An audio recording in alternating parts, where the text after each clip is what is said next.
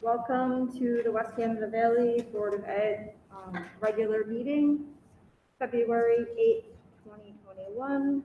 Can we please stand for the pledge? I pledge allegiance to the flag of the United States of America and to the republic for which it stands, one nation, under God, indivisible, with liberty and justice for all.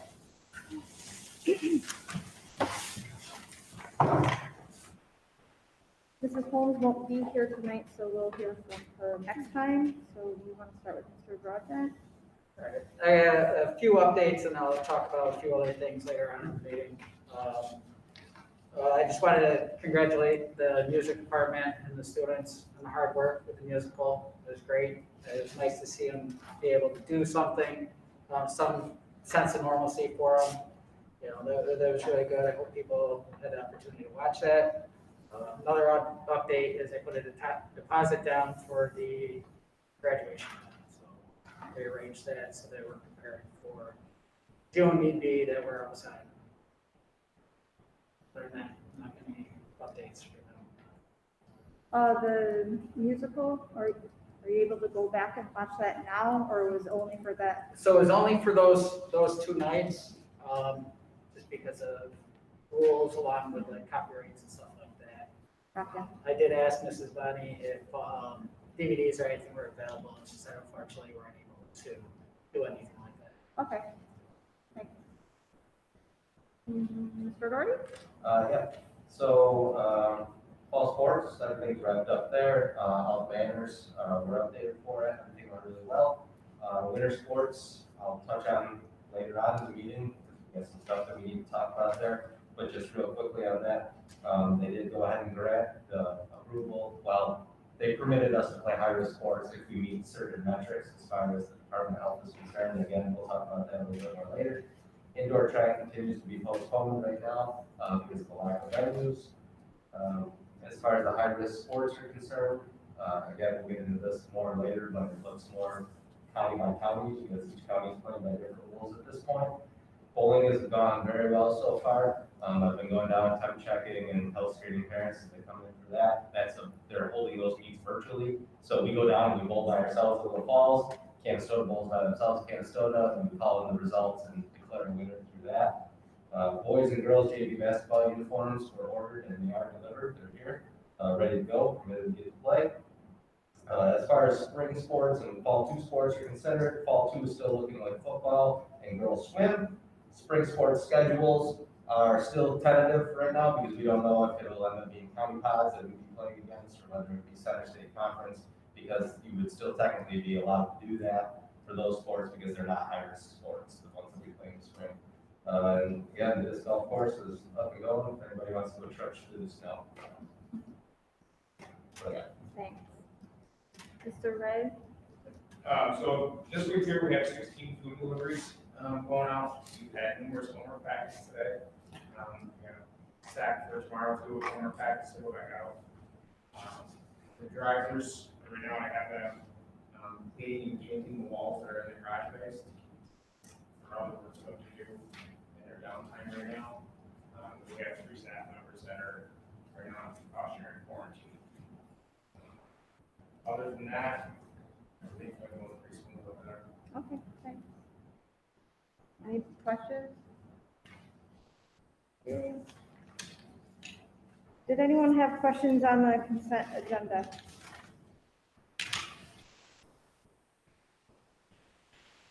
Okay, a motion to approve the consent agenda. Janine is first. Carson second.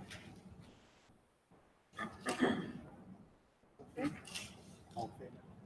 Oh yeah, all in favor. I haven't done this in a while. All in favor.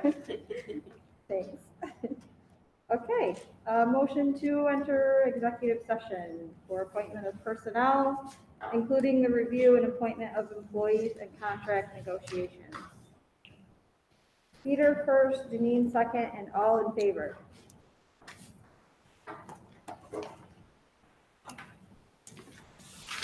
We need another.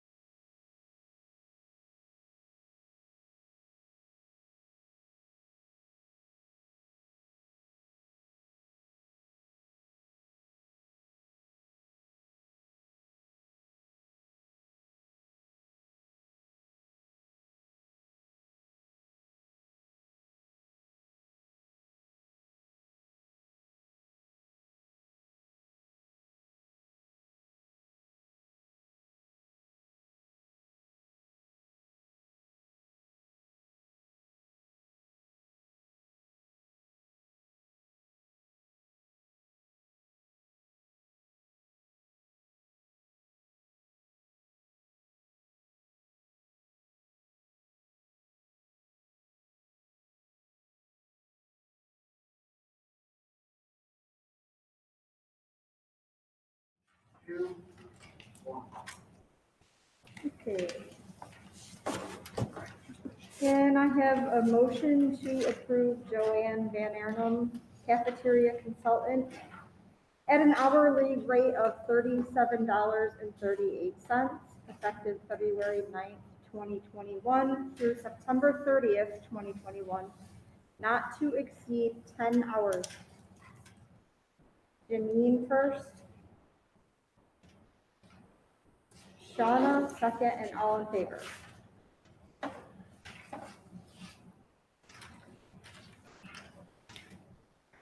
Okay, on to discussion items. Budget workshop 3. Okay, so we'll get started tonight with our February budget workshop. This is where we start to put together some of our details into this year's budget. The executive budget is out from the governor, and we've been able to take a look at what that is in terms of his proposal, which is usually our worst case scenario end, along with our federal support that has been plugged into here. So we'll talk a little bit about that in a little while here when we talk about our revenues and our rough draft of our expenditures. But before we get into any of that, I want to start with our departments first and talk just a little bit about their budgets and where we are with their budgets. Again, as I look at this as an overall through our budget meetings we've had internally, not a lot going on this year in terms of sort of excessive costs or large scale items and so forth, although we do have a few type of items that we're looking to have in our maintenance plans and our replacement plans and our student support plans. So we'll talk a little bit about that tonight. I'll start with our facilities and I guess I'll go to you, Mr. Ray, first. Do you want to start tonight? Okay, yeah, we'll start with Mr. Ray. We'll talk a little bit about where he's at in terms of building grounds equipment, those kinds of things. Okay, so the ground stuff we have, for this year, we got the storage containers that we're leasing right now. And it just makes sense to purchase them instead of renting them, I guess, for the long term. And also on there, we have replacement for the skate rack, which was in the house last year, replacement of our house things. Mr. Ray, can you talk just a little bit about the storage containers and the information you have right now on them as we start to look at the potential of purchasing them rather than renting them?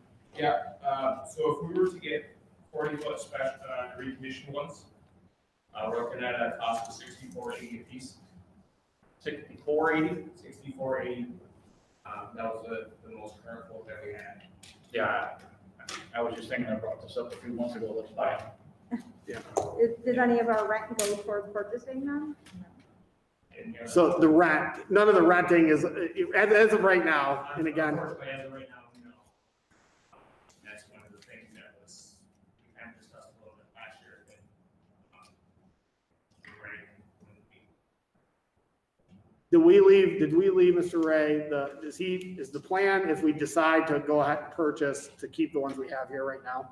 No, so to keep the ones that we have now is actually a larger cost because they are one-time use containers versus a reconditioned container. So we actually have to swap out the ones we have. Yeah. We're looking at roughly $2,000 more for each container to keep the ones that we have. You have no issue with the reconditioned ones at all? I don't believe so.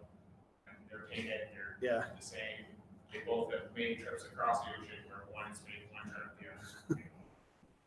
Right. But they're large, like.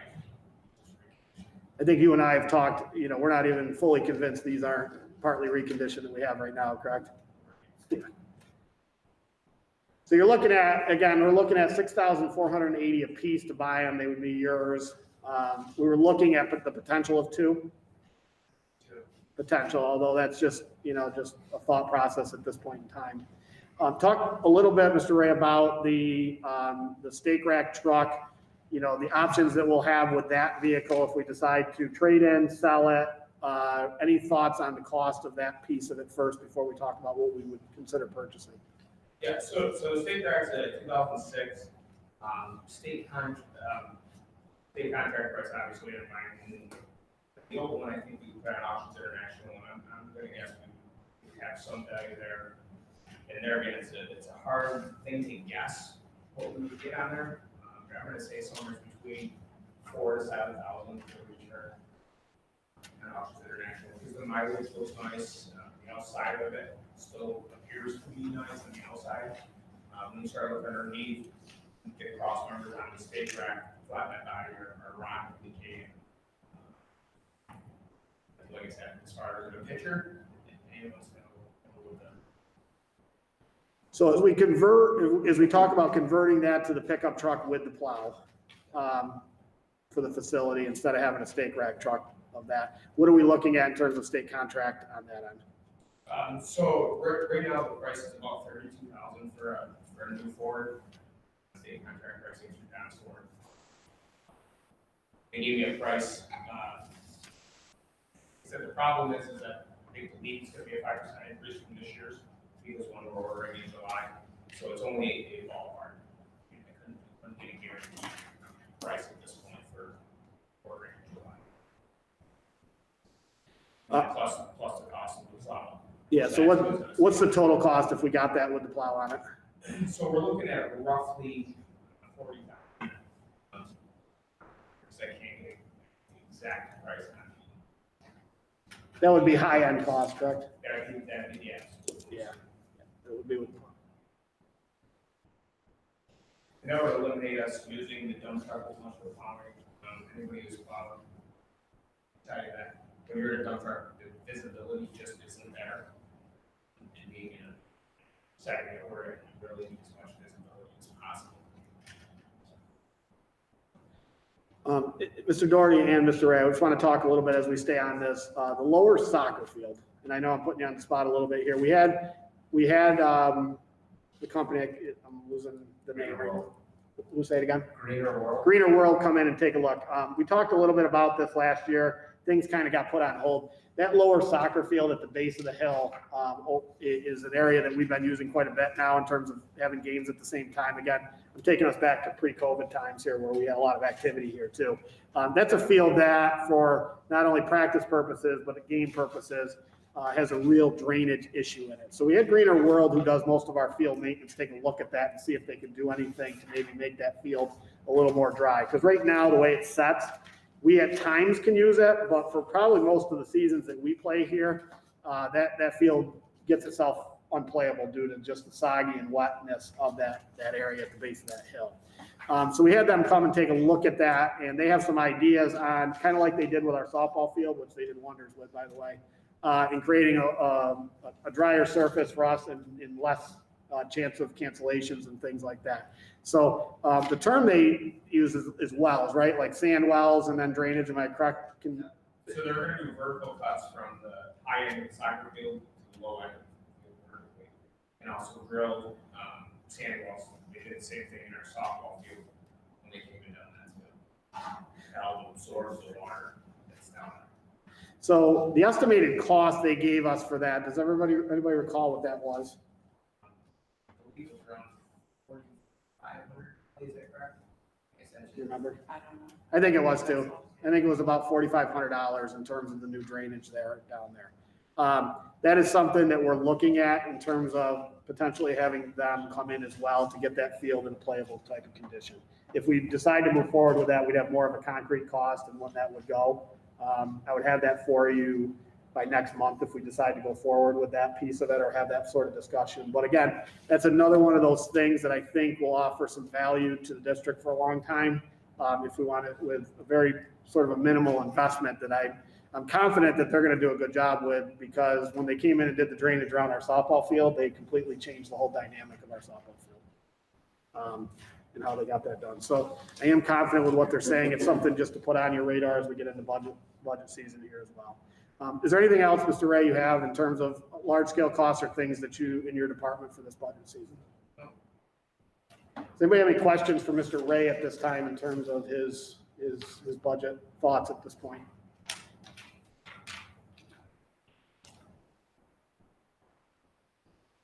Okay, thank you, Mr. Ray. Mr. Doherty, a little bit about athletics and special education for us tonight, if you could. So I'll start with sports. There was any one thing that came out of this year be kind of good is that a lot of the things that we purchased last year, we haven't even used yet. So our actual requisitions for athletics are way down as opposed to years past because we just have a ton of track equipment that we haven't used and we don't know if we're going to use that yet.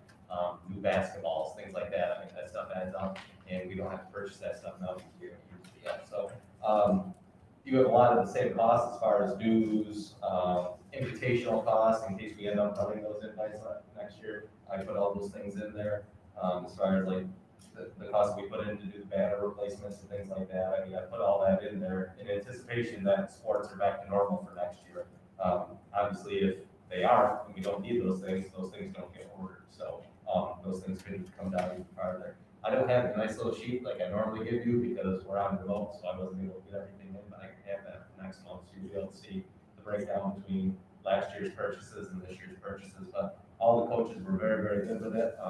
We don't have any big expenditures. We're not trying to buy a pole vault pit or anything this year, so there are no large requests from the athletics in terms of physical education or PE teachers or our athletic coaches at this point. So I want to just stop him there. Mr. Doherty and I have talked a lot about this. I've got him dragging his feet a little bit on this because I want to see how this plays out a little bit with athletics and the rest of the school year. Obviously, we need to make some decisions on budgeting, but there, as he gets into this a little bit more, there's a number of items here that are going to play into how this all plays forward going in the next couple of months. But I'm sorry to interrupt you. I wanted to just make that point. So, I mean, really, that's it. I mean, what you're used to seeing in the normal athletics office miscellaneous costs, those pretty much roll from last year. Your officials cost, everything there. I didn't change anything. Nothing's gone up. In fact, if anything, it's come down a little bit because of like reconditioning equipment for football. We haven't used that equipment. You know what I mean? So that cost won't be nearly as much next year, hopefully. But I still had to put it in there on the off chance that this fall 2 season doesn't get played and we use it. Because that's the problem. It doesn't matter if you put those pads on once or if you play in 7 games. Once you use it, you have to recondition it. I mean, those are just the regs that we play by. Going through, like football helmets, again, we had to put those on because even this year, so every year they have to go through and they get recertified as part of reconditioning. So since we didn't play in the fall, football helmets were only good for 10 years. So we actually had 5 helmets that were rendered useless to us that would have been good for the fall, but if we end up playing now in April, they're no longer good because we moved to the next calendar year. So things like that would still stay in there, but nothing as far as track. And then there's just the normal things, socks. Like we end up playing soccer again in the fall. You know what I mean? Every year we just get new socks, swimsuits for the girls, but it's really it's stripped down much more than it normally is as far as athletics. So Mr. Doherty, talk a little bit about what uniforms are up this year on the uniform replacement plan, which is one of the sheets they have in their budget packet. Yep. What are the 2 sports we have and what are we looking at there, I guess, right now? So basically this current year that we were in, we were supposed to get new football uniforms, we were supposed to get new girls basketball uniforms. Boys modified basketball was added on this year once we put the modified uniforms on a couple of years ago. We did not do football. We did not do girls basketball. We did not do the boys modified. So none of the things that were scheduled this year to get, we got, which is why we moved forward and we got the JV ones in there because that was something that was being added into the uniform replacement plan. So by not buying those other ones, we still had money set aside and we were able to kind of steal the year. So we put all the other uniforms on pause for a year, which normally you wouldn't want to do, but it kind of worked out this year because we haven't used the football ones and we haven't used the basketball ones yet. So for the next upcoming school year, we just split everything over. So next year you would be scheduled to do the football uniforms and the girls basketball uniforms and boys modified if that's what you chose to do. So right now, just to go with that discussion, they're on the table. They're still on the uniform replacement plan, but that's a discussion item. We may offer a pretty strong recommendation to put that off for another year and put the uniform replacement plan forward another year again after this. And that may be a discussion even if we play this year, because we may only play minimal schedules if we play this year.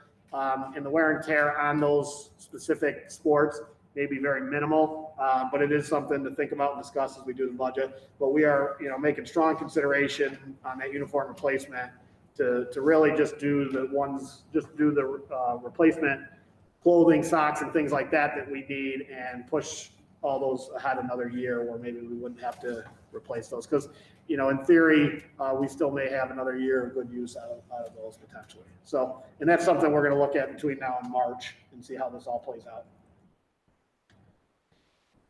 Any questions before I have Mr. Doherty switch over to the special education department on the athletics at this point in time?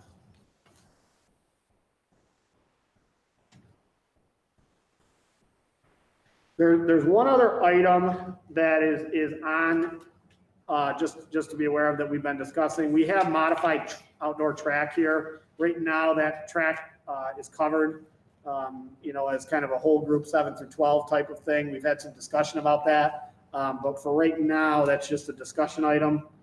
There's obviously that's contractual type of discussions as well when it comes to position creation within associations. But I do want to throw out the fact that there has been some request to have a boys and girls together modified track coach because of the numbers that we have for that. And again, that's a discussion that's gone on for a couple of years now, but with everything going on with COVID and things like that, it's kind of been put a little bit on the back burner, but I just want to throw that out as well in terms of something that's part of an ongoing discussion at this point in time.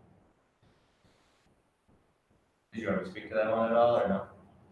You can, yeah. Do you have other stats that? Yeah. And the reason that one comes about is because modified track is different from some of the other sports where modified varsity, like for instance, cross country modified varsity would be the same event at all times. The same person can be there doing that. Modified track has an entirely different schedule than the varsity. So what was happening is we got into modified track because they wanted to have the feeder program, which we needed the feeder program, and we didn't have a lot of opportunities for 7th and 8th graders if they can't play baseball or if they can't play softball. So it's got a lot more kids involved in school sports. But what they were finding is so on days when the kids had modified meets, they were always losing one of their coaches, and there was an invite that day, and who doesn't get to go to the invite, So Mr. Capron works with the long distance guys, but he doesn't get to go to that meet because he has to go take over for the modified. And the sport itself is actually a little bit different than the varsity one, so it's hard to train the kids the same way that you're training your varsity kids. So it's become pretty challenging for them to do both of those things at the same time, and I just don't want to lose the opportunity for the 7th and 8th graders moving forward, you know what I mean? So that's Our numbers, Mr. Doherty, in general, kind of with our 7th and 8th graders, we started to permit these 7th and 8th graders to run track and get their feet wet, to say, and that we're looking at 20. We've been as high as that, we've been a little bit lower, it kind of depends on the group that comes through, if you got a real strong baseball class, you obviously don't have as many that are doing that, but the one nice thing about it is we haven't made a cut in spring sports since we started doing this because we have enough opportunities for everybody there now too, so. So just something that I just want on your radar a little bit with that as well. Any other questions for Mr. Doherty at this point on the athletic department? Does that position have to go into the contract? Yeah, that's in a contractual discussion, correct? Yep. Any other questions before I have Mr. Doherty go into special ed education for us? I do think that if we don't have a certain amount of numbers, then we don't, we're not gonna run a program like that for 2 or 3 kids. Yeah. Right. But, if you say 10, 15, 20, that's good. Yeah. That's good.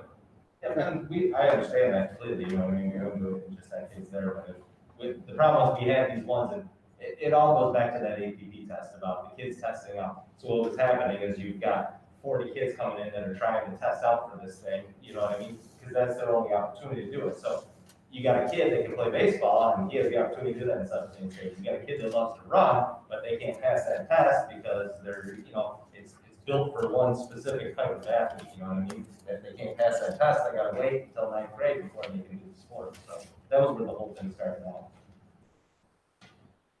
Any other questions on athletics? All right, Mr. Doherty, can you take us through special education and where we are budgetarily in that department? Yep, so that's even easier. We have our standard contracts, things like the Central Association for the Visually Impaired, that stays through. We have an audiological consult that comes in and tests kids out for auditory processing disorders. They're things that we've been doing for years and years and years and continue to do there. We don't have any office stuff that we're requesting. And then as far as our Boces placements, we're actually way down from what we were last year, just through some students moving out of the district and some students aging out of their programs, so they won't be returning. So we're actually not in half, but we've cut quite a few numbers out of that special education budget for moving forward for the next year. Which those things can always change, in the blink of an eye. You get one family that moves in, you could have 4 new placements right there, you know what I mean? But as of right now, where we're projecting for next year, we're way down from where we were last year. And then we continue to have a physical therapist that we contract from Boces. She comes here, she sees just several students. That's like a 0.02 or something that we contract them out for that. We don't have a physical therapist, nor do we have the numbers and the needs to necessitate our own business. So that's all there is. What happens with those services when we go remote, like this week? Do they go virtual with them? Yeah, so they still have to meet with their kids virtually and do all of that.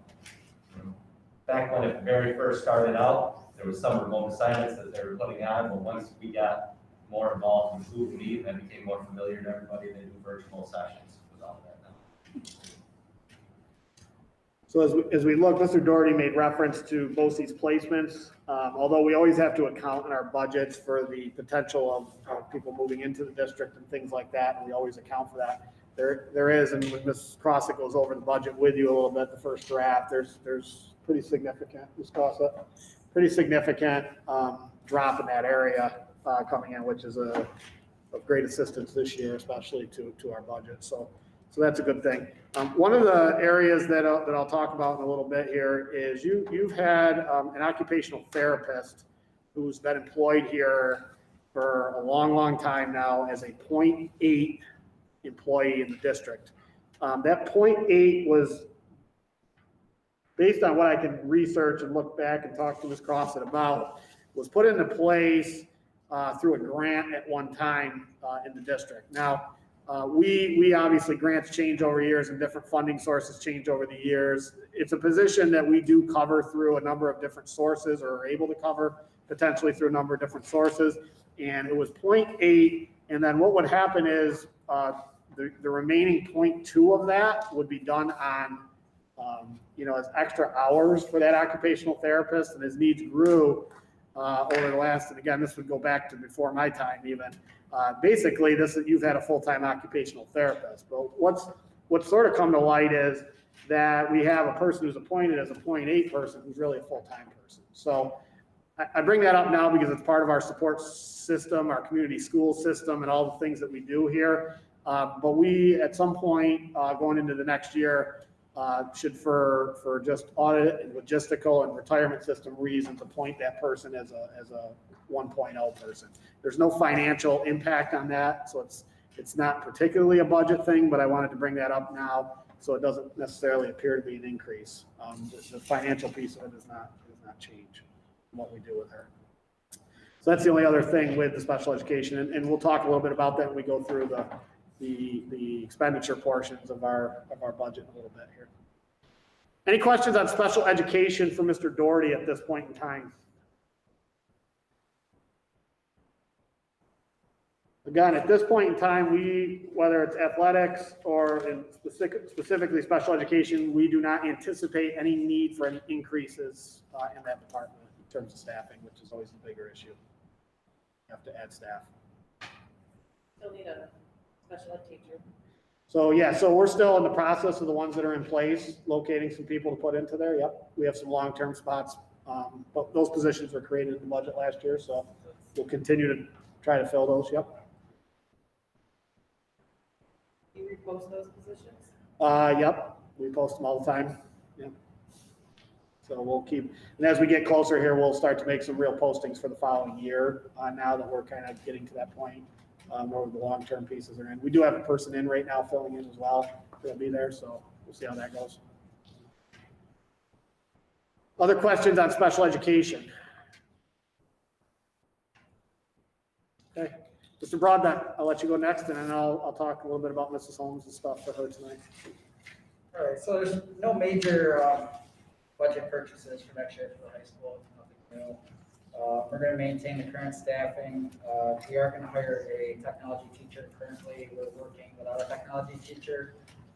We're able to work with Mrs. Malin and Mr. Hooper to shift some of the classes so that the 7th graders will take technology and 8th grade agriculture next year. So we're able to work without that technology teacher this year. We posted it. We couldn't find a candidate that felt was a good fit. We wanted to force something that wasn't going to work.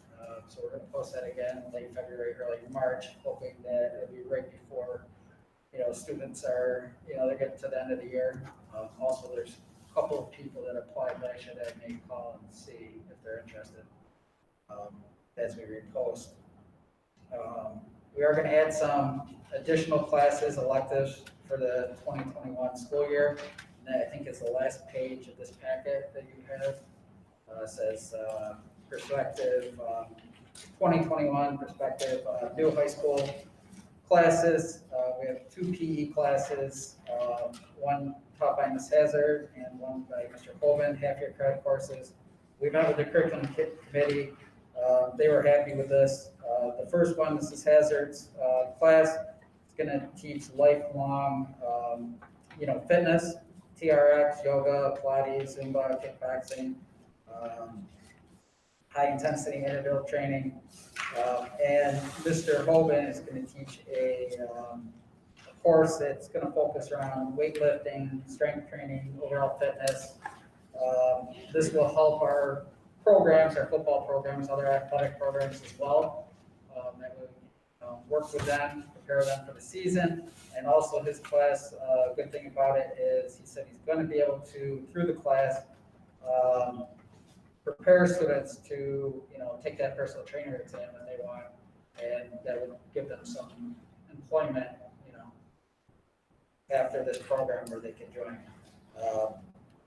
We got a ceramics class with Mr. Emilio that we're going to start next year. That is one of his things that he really enjoys himself, so that'll be a good class. Introduction to agriculture with Ms. Treen. That again, that's a full credit course. And we're bringing a new course, AP College Now Statistics. It's one of those courses that will help them as they transition to college. It's additional college credits that they can earn here at West Canada. Previous years, we had AP College Now Pre-Calc, College Now Calc, and then they would take AP Calc. The issue with that a little bit is they would only get the college credits for College Now Calc and AP Calc, level 1. So now they're going to be able to get 3 classes of college credits in MAC under this program. Spoke to all the students that are really eligible for it next year, and they really like the idea of the statistics class. So we met with the committee, and we all agreed that that would be a good move. If down the road, we're looking and we decide to bring AP Calc back, we're really not getting rid of it. We just don't have anybody taking it next year. Also, one change that we're making staff-wise, curriculum-wise, is our science classes. We're trying to streamline it so that it's more consistent with other schools in the area and just easier to manage. So for next year, 2021, our classes, teachers are going to be teaching some different things. Ms. Rose is going to teach life science and living environment.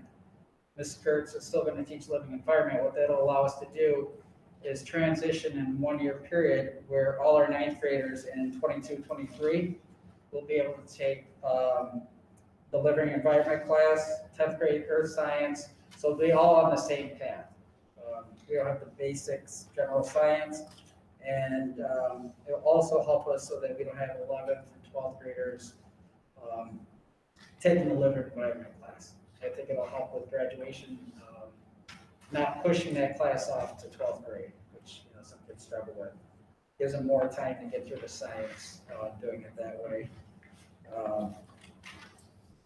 Other things that we're looking at is the STAR testing and stuff like that. We're going to continue with that. That's part of our set plan, so much of that can be through our DSET and set plan. Those are really the only things that we're really looking at. So I want to commend Mr. Broadbent and his guidance department and his curriculum committees on really taking a look. A couple things that we've really had conversations about is taking a look at, we've had some changeovers in staff and skill sets and things that are going on. So we've taken a look at our staff and said, what can our staff do for our children here at the district? What do they have in terms of what they can present in terms of class offerings, college credits, AP credits, all these different classes. that could be offered here at West Canada Valley for our kids and options that we could have for our kids. We're also taking a really close look at our electives here. Sometimes when schools get electives, they get caught in the electives being there forever. And they just keep repeating itself when the reality is it's not really electives that the kids want. And that's really what we're looking at is some of what the kids would like to take and having discussions with them in terms of if you we're going to take extra classes, what are you interested in? What are the enrollments? Because we had several classes where our enrollments just really were low. We had electives with a few kids in them and so forth. And although we're small and maybe some of our electives aren't going to be very large, it still indicates that maybe this is an elective that at least the kids in this district want to take or are interested in. So we're trying to evolve those electives. We're trying to expand the college opportunities for them to the best we can. We really went after the advanced kids and giving them opportunities in terms of the APs in the last few years. We obviously brought in an ag teacher to start with the ag program that we have, which is the enrollment's been increasingly growing in those classes. So that's been a good catch here.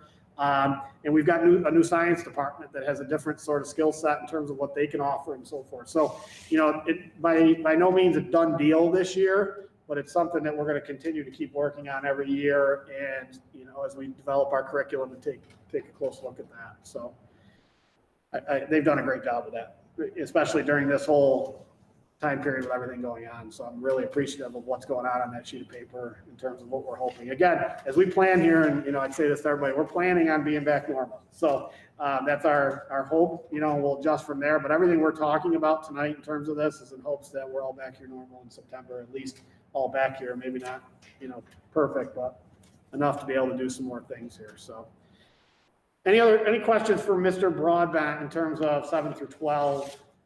Budgetary. Again, no staffing increases at this point in time, no large scale investments at this point in time, just kind of a look at what we're doing and a restructure of that.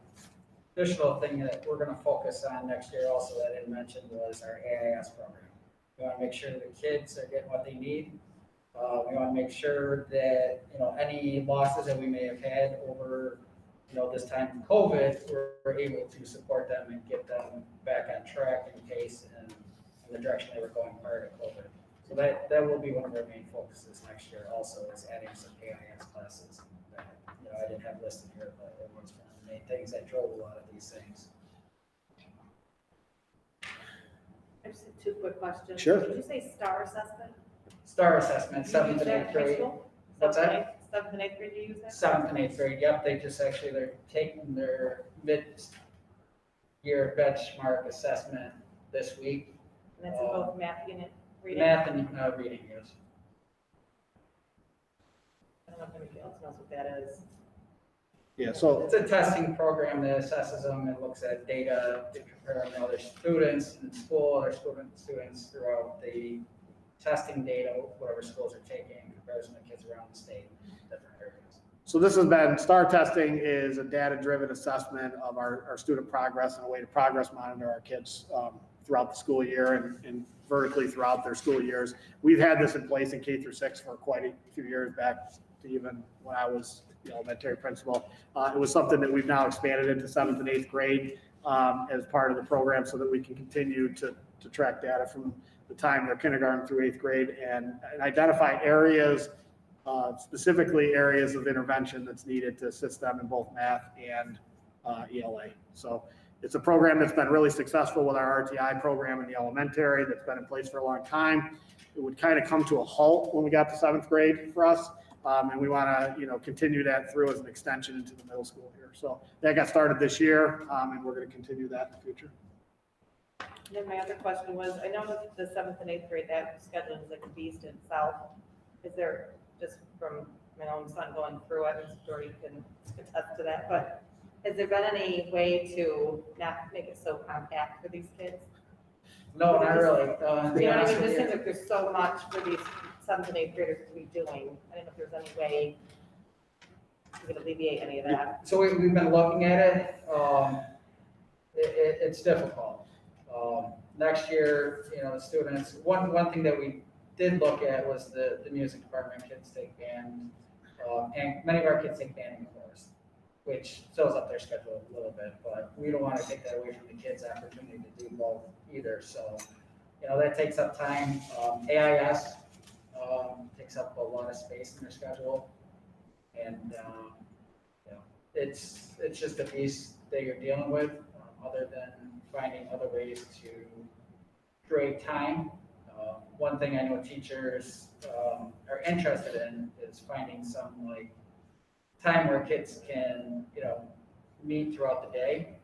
But again, it comes down to just the lack of space. And I've talked to the state about this a lot.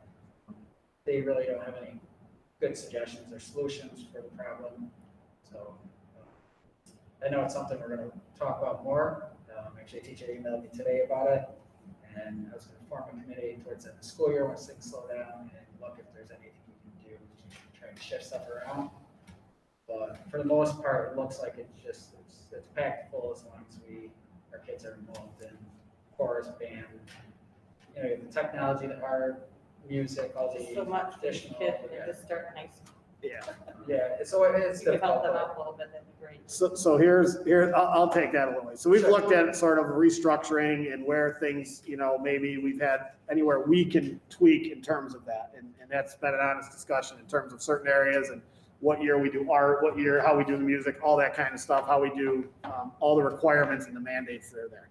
The truth of it is, when you see a lot of schools that switch middle school 6, 7, and 8, and they go K through 5 elementary, your question is a major part of that reason. Because once you create a middle school of 6th, 7th, and 8th grade, you then can spread some of these requirements out over a 3-year period rather than in a 2-year period. So aside from larger schools or space or things like that, there is a variable to that 6, 7, 8 middle school in terms of spreading out middle school mandates over a 3-year period versus over a 2-year period. So I'm not throwing that bombshell out to you right now, but that is a discussion item that a lot of schools are having, especially as the mandates increase with the AISs and all the things that are there, is saying, listen, our best way to balance middle school for kids is to make this a 3-year process for them, 6th, 7th, and 8th, which would mean the kids would leave elementary in 5th grade and start 6, 7, 8. And this is not a topic I was going to talk about tonight because it's a big, you're good. It's a legit discussion topic for any district to consider. And I will say that, although it's also a topic that many people, parents, people in the community have opinions on, as well as whether that's a 6th grader up in the middle school is appropriate, whether it's not. So there's certainly differences of opinions, but I can tell you, if I was going to answer your question directly on how we could help that situation, that would be an immediate impact answer to that. Other questions for Mr. Broadbent on the high school end? Okay. Thank you, Mr. Broadbent. I'll do my best to cover Mrs. Holmes tonight. She was unable to attend tonight. Hopefully she'll be back with us next month so she can fill the gaps in of everything that I'm not able to cover for her tonight. But again, no real staffing increases to the elementary, or no staffing increases to the elementary at this point in time. No significant program changes. The discussion on the elementary side, as you can expect in every elementary school across New York State, is when we're back, or when we can get back here, how are we gonna catch up? How are we gonna catch these kids up that may need additional intervention, additional help in certain areas? And that's really our focus, not only for the upcoming year, but the long-term solutions. And one of the things that's, right now, with us using all of our teachers, all of our intervention teachers to teach classes and get these kids into the building, some of the things in the supports, the extra support things that we have in place when the kids are here under the regular system just aren't there right now in terms of extension. So, we're looking forward to getting back to regular structure and regular setups and regular RTI and intervention, and start to address data-wise and evaluation-wise, what these children are going to need. In front of you, I gave the biggest item that Mrs. Holmes has on her proposal is for the summer program this year. She put together this. I'll give you a little background. Her and a number of teachers in our elementary have been part of, under our ESSA grant and our statewide look at our school district in general, have become involved in a pretty intense Orton Gillingham training here. And those of you that aren't familiar with it, it's really an intense program that addresses a number of early literacy skills or literacy skills throughout the elementary and helping kids who are struggling in a number of different areas when it comes to this. So this training was done. We have a number of people trained, including Mrs. Holmes on this. And we're at a point now where once we can get these kids in here, and we've kind of started it already, we're going to really put these kids through this program that need this assistance. So this summer program, although a budget item, is really likely going to be paid through our ESSA grant, the money that we have through that.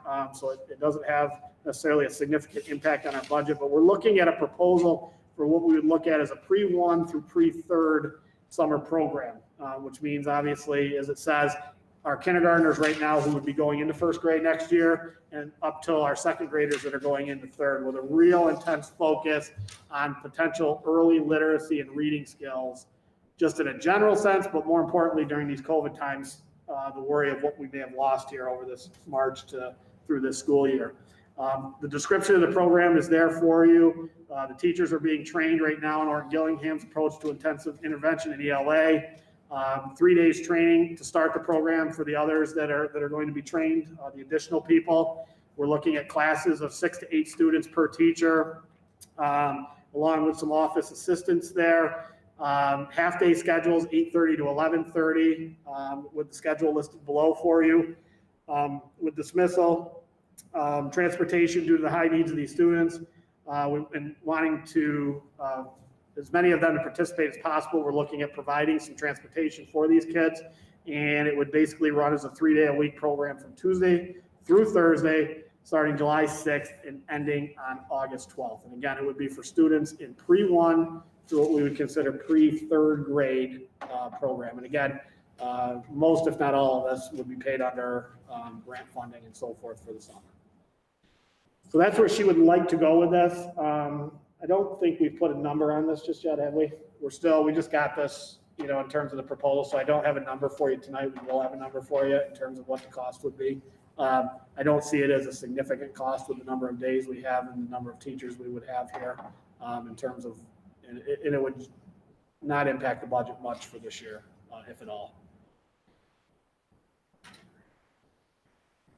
Any questions on the elementary proposal? Again, no staffing, additional staffing, no retirements on any of our buildings at this point in time in terms of our instructional staff that we have at this point. Any questions on any of the presentations tonight at all, I guess I should say at this point? Okay. I want to thank everybody for doing that tonight for us. From here, I'll move over into our budget packet here that I've given to you for our budget workshop 3. Again, going through the calendar and the assumptions here and moving along into this. We've covered most of everything that's in here. You have a couple of attachments that are on the back of this whole packet here that I just want to make sure you have. The governor's run I'll talk about in a minute here should be in the back of your packet. You have the enrollment numbers. I'll continue to update you on those every single month leading up to the budget. Right now we are at 321 students in our elementary and 318 students in our 7 to 12. Again, you have your 3-year averages that are in here that are fairly steady, and you can tell by our enrollment that we're pretty steady. Our non-public school enrollment sheet is in here. Our UPK is steady at this point in time, with the exception of a few that were obviously under COVID times lost at this point. West Canada Valley rate reference chart has remained unchanged. The uniform replacement plan is included in this packet, which we just talked about there. And the equipment replacement plan is also in here as well, which we just talked about again tonight. So before I turn this over to Ms. Crossett to go through our first draft of the expenses and the revenues here, I just want to take a look, if you can flip into your packet, to the governor's proposal, if you haven't gotten a chance to look at that yet. So I'm just going to go through a little bit of this, and Ms. Crossett will fill in our gaps here.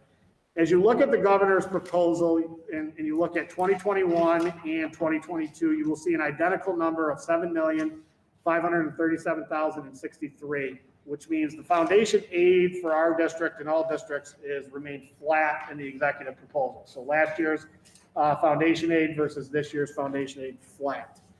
Where you see the term service aid, or in other words, expense-driven aid, you will see the expense-driven aid is increased by $345,456, or 14.5%. I'll caution you on that because that's a number that's not realistic, and we'll talk a little bit about that tonight as well. Your building aid is essentially flat. Your high-cost public, you can see, is down a little bit, 17% in terms of high-cost public excess cost. As you continue down through, you will see there are some different sort of numbers here. Your UPK grant is still in play at $87,204, which is your pre-K grant that you pay for with pre-K here, that we receive for pre-K. You will see last year's pandemic adjustment at $178,773, which was provided after the pandemic began. You will see a star number here that's been being listed separately. Ms. Crossett will talk about that as well. That's a little bit unusual to look at our star number being placed as a separate line item here, which shows a slight decrease, I should say. And then you'll see the local district funding adjustment of $624,608, which is basically the federal supplement or the federal restoration that is being placed into our state budget accounts to make up for the loss in revenues, which gets you to a total for this year of aid at $12,660,490, which is a $347,812 increase, or a 2.8% increase. Again, little deceiving, as I'll talk about that in a few minutes here. If you look down on the bottom of the governor's proposal, you will see all the aids that are expense-driven. Transportation, which you see there is a large increase in, which will 24% increase in transportation aid. We'll talk about that in a minute. Your Boces aid, which is up 5.1. Textbook, software, library, hardware, and technology are all on there as our expense-driven aids. And as you go down through, it appears that we have a 14.5% increase in our expense-driven aids, but that is a little deceiving, as we'll talk about tonight. So with that, I'm going to turn this over to Ms. Crossett to take us through it. You have two papers in front of you, which one of them is the appropriations page in terms of our first real rough draft of what we're looking at this year. And then you also have the revenue page, which is a real rough draft of what we're expecting to take in at this point in February. Before you start going through that, Ms. Crossett, will you talk a little bit about what I introduced in terms of excess cost or expense-driven aid, I should say, and why that's a little deceiving in terms of the 14.5%. The transportation aid is the one that is particularly deceiving because they base that aid on what our budget is, not what our expenses are at this point in time. When we actually get the money, it will be based on expenses. But as of the budget, it was 1.4 million, but that's not what we're expending, especially this year because we've not had the transportation costs that we would typically have in a school year without sports and extracurricular going.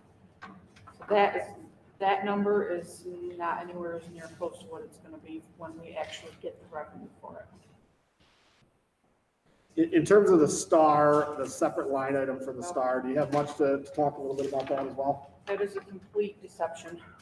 The star number that they have on here is actually part of our tax levy. Yes, the money comes from the state, but we book it as part of our tax levy, not part of the state aid. And it has been booked that way forever. They put it, I believe that, this is just my opinion, I believe that he's put it on here to make it look like the state's giving us more money than what they actually are. The star money went down because it's the way they do it now. Only existing homeowners get the star. A new homeowner has to pay the full tax bill and then gets a check from the state. So as homes are sold, our star number is going to decrease. So basically, as Ms. Cross had just said here, as we look at the governor's proposal, and then at first you look at it and you're like, oh, this is better than we thought. And I will say that, it is better than we thought, especially with the adjustments and the federal adjustments and all the things that are put into it. So I'm not gonna sit here and paint a picture of gloom and doom, because it's better than we thought it would be, I think, across the state at this point in time, which is why I've said this is more of a long-term discussion than it is maybe in a one-year discussion for all of us. But I want to caution you, when you look, you're really looking at, and Ms. Crossley, you can,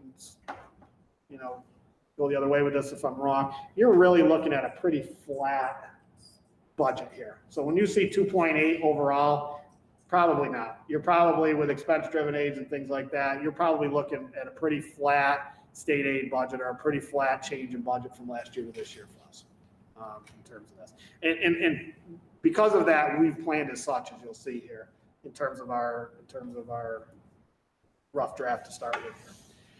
So with that, if you want to take us through pretty quickly here, Ms. Cross, do you want to start with? Start with revenues? Yeah. That's what we're talking about. Yep, we'll start with revenues first. The revenue The page. revenue page that I have on here, I did not put any kind of a tax increase on it yet, because I'm still waiting on a final tax cap number.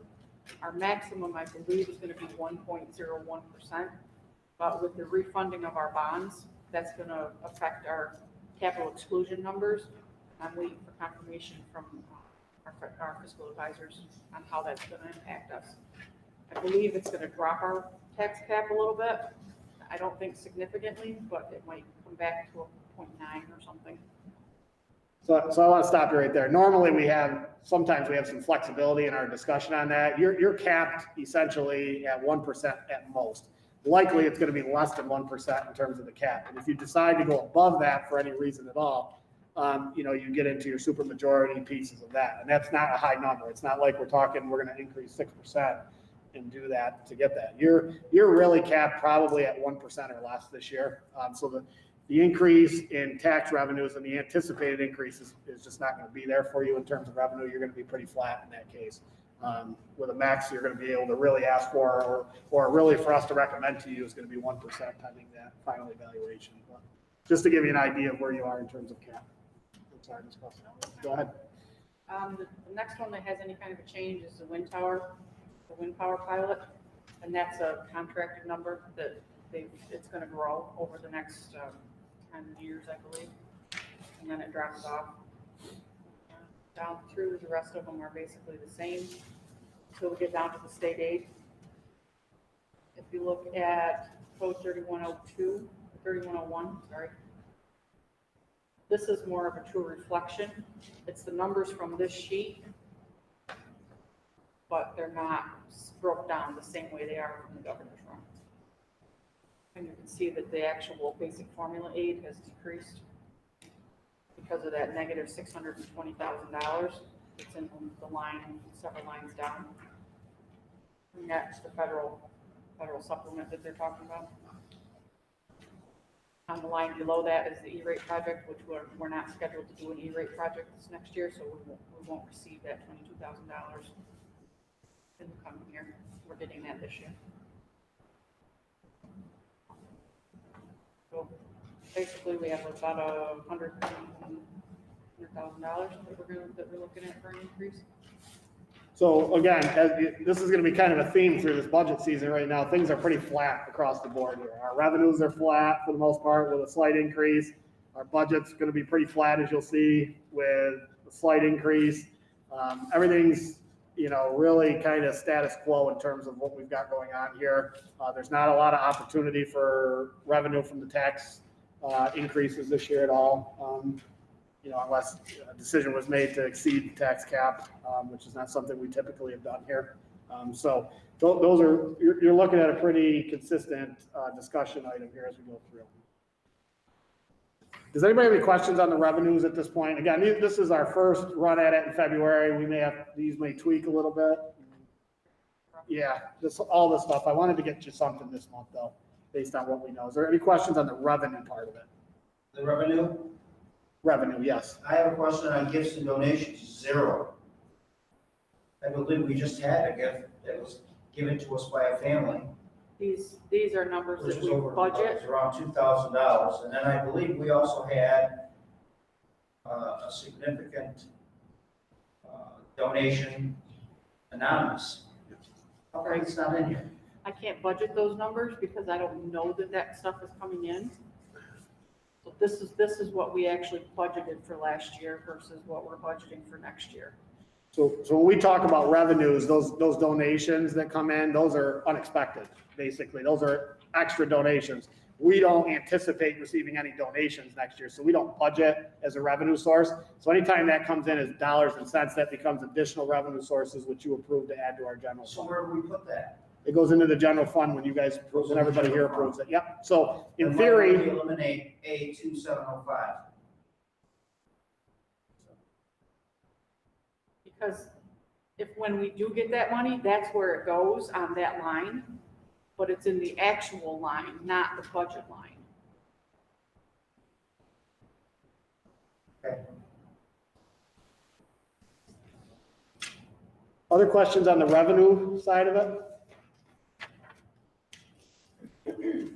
Okay, Ms. Costi, you want to take us through the appropriations? On the appropriations, again, these are very, very rough numbers. I don't have Boces numbers yet. I have Rick numbers, but I don't have Herkimer Boces numbers, which is where a lot of our expenditures are. Start right out at the top. The first one for the chief school administrator is a salary increase for his department. Second one down, 1310 code business administrator. That is a slight decrease because the Boces numbers are in there, but we took the $10,000 that's the maintenance stipend and put it back in the maintenance code because that's where it should be reported. I took the one out of business administration and the one out of transportation and put them back into the 1620 code. So that looks looks like it's down, but it's because the money was moved to another code. Auditing, tax collection, that's all just salaries. And then if you look down at the 1620, that's an increase of 50,000, and that's because of moving the stipends plus storage containers and additional PPE and salary for the staff. Maintenance of plant, that one has the pickup truck in it. I have it listed as a dump truck, but it's actually a pickup truck. And salary increases. The rest of the changes down through are basically Boces and salaries. If you look at the 2250 code, program for students with disabilities, those are the numbers that Mr. Doherty was referring to when we brought the kids that are no longer in the Boces programs, that dropped $170,000. If you look down at the 2630 code, we currently this year have 3 multi-year contracts that we're paying off with the RIC. One of them is falling off at the end of this year. And then the E-rate project that we're not going to be doing next year is also in that difference. That's actually the total difference is there's about 25,000 each. Health services, that's a salary increase. And I put a little bit of extra hours in there because of all the COVID stuff and the extra stuff the nurses are doing. I bumped that up a little bit just to cover all of that. Next page, district transportation.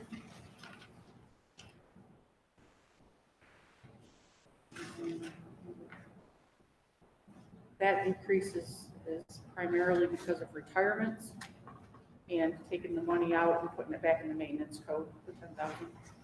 If you look at the benefits, the state retirement, teacher's retirement, Social Security, I haven't actually calculated those yet. That's one of the very last things that gets calculated on the budget because it's all based on salary.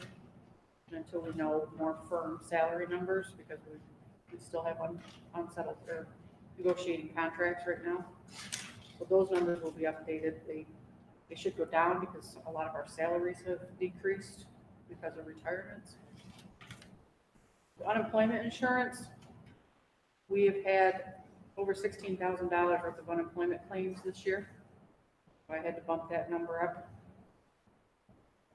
Hospital and medical, they told us to anticipate a 6% increase. So that's what we've got in there. They're gonna try to keep it to 5, but they told us to anticipate 6. Rest of it is just numbers I don't have yet. So as you look at this, again, we try to give you the first month, and we've talked about this in years past, our sort of worst case scenario here. And as you look at what our worst case scenario is, usually this number is, I usually come in and I'm nervous about it because I'll be like, this is higher than it's going to be. I don't want everybody to get too nervous about these numbers. But as we plug these numbers in and we're getting the costs brought in and so forth, even in our worst case scenario, we're looking at a $75,569 increase, which is 0.4%, which is less than 0.5% increase in the budget. So where normally we've been on a budget increase of a couple percent here and there and keeping things steady, you know, you're looking at a worst case scenario of less than 0.5% here in terms of your increase. So again, as I mentioned earlier, you know, when we look at budgets here, we're looking at pretty flat tax, we're looking at pretty flat in terms of revenues, and we're looking at pretty flat in terms of budgets. And that's just kind of the way things are playing out here during COVID times here and how we're going forward.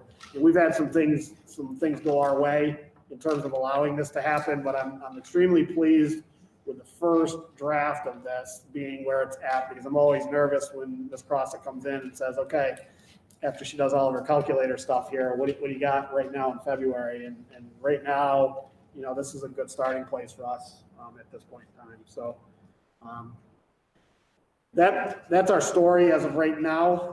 I'll turn this over for questions you might have at this point in time. This, again, is just a rough overview of what we're looking at right now, February. The unemployment, is that COVID, mainly due to COVID? Yeah, so when it comes to unemployment, those of you that know this in the world right now, unemployment is out there right now for a lot of people. So if you are even a substitute teacher who's not working at this point in time, there's unemployment that can be involved in that because the school is not open for you to substitute teach. There's other places where we haven't had to have things, and this dates us back to last year and so forth, to March, where, you know, when people who work here, even on a part-time basis, or have worked here at one point within the last year and a half, are able to file for unemployment, which presents a cost to our district when anybody files for unemployment. So obviously, under the current times, it's not a ridiculously high number, but we don't typically have a lot of unemployment costs here, where since last March, we have had some, and who knows where this is going forward here. You know, we're hoping everything's going to be good to go, but yeah, that's the situation you mean with unemployment. Could you repeat the thing with the issue with the substitutes unemployment? Yeah, so if you were a teacher here or a substitute teacher here, or in any district, not just West Canada, any district, and the district was essentially remote learning, or any periods of time that we are remote learning where we don't need substitute teachers for any reason or for reasons, if you have worked, technically if you've worked for a certain amount of days, you are eligible for unemployment under the current times. So is that someone that you have on staff as a substitute, like a employee or regulars, or is that anybody through? So I'd like to say it would be a regular, but it doesn't necessarily, we don't control the unemployment system. So when you have people out there. I'm curious as how. Yeah, so there's not a lot of restriction. Go district to district, and they can't collect from each. Not a lot of restriction on that, Ms. Michael. By the unemployment office, I'll state that for you. How many days do they have to substitute? It's what they earn in unemployment is based on what they've earned You in get salary. unemployment, how many days do they have to substitute? Just one. One? That puts them on our payroll. Yep, it's based on how much they make. If we get for reimbursement for substitute pay, obviously that person's not gonna get the unemployment that a person that's here every day would get. But we still pay.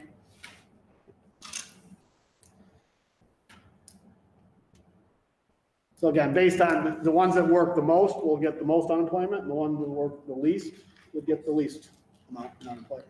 Can they, Suppose they substitute another school, can they also draw unemployment for them? I don't know the laws, but I would assume so. Yes, if you substituted in multiple school districts, is that your question? Yes. In the school districts and you were unable to be in there, so yes. Yep. Under the current systems, yes. And when I talk to the unemployment Department of Labor, they're basically just automatically going, everything is okay, everything's okay. Yeah. You ever thought about getting a permanent stop, a floater, to have on staff? So those are always great ideas. If you can find them, it's hard to find permanent people like that, especially if they're to be certified, but you could, yeah. And even in that situation, that person would be entitled to unemployment, because if they're a substitute, they're not in the building, because we're remote.